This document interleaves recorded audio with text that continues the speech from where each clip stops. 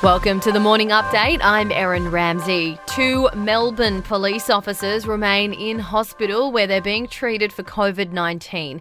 They're believed to have contracted the virus during the anti-lockdown protests. One officer is in a serious condition, while another 23 have been forced to isolate for 2 weeks.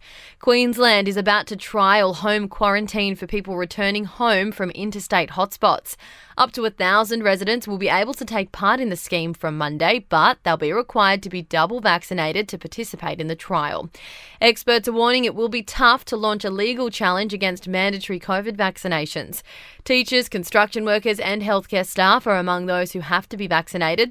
Associate Professor Ron Levy from the Australian National University says the courts have to look at both sides. Anytime you assert that you've had a right that's been breached, a court's going to look at, whether you're right, but they're also going to look at whether there are rights on the other side. So is there a good reason for your right being breached? A deadly earthquake has struck southwest Pakistan. The magnitude 5.9 quake caused one coal mine to collapse and has levelled villages. A death toll of 20 is expected to rise.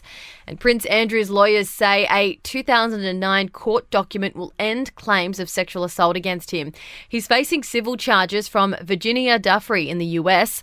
Lawyers say she signed an agreement with sex offender Jeffrey Epstein not to take legal action against anyone. Her legal team has dismissed the claim. To sport, in women's cricket, rain has washed out the first T20 match between Australia and India on the Gold Coast. India was 4 for 131 after 15 overs when play was abandoned. In tennis, there's speculation Novak Djokovic could miss the Australian Open in January after refusing to be vaccinated for COVID-19. And the Socceroos are playing Oman in Qatar this morning, hoping to become the first team to win 11 straight World Cup qualifying matches. In entertainment news, Adele is the cover star for the November editions of both British and US Vogue. The singer talks about her divorce, her son, her mental health, and her upcoming new album 30 in the feature interviews. Her new single Easy on Me drops on October 15.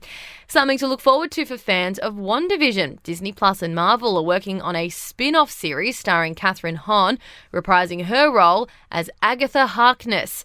WandaVision aired earlier this year and earned 23 Emmy nominations. And Andrew Lloyd Webber has revealed the film version of Cats left him so traumatised that he had to buy a therapy dog. The movie was panned by the critics and bombed at the box office in 2019. That's your latest from the Nova podcast team. We'll see you this afternoon for another episode of The Update.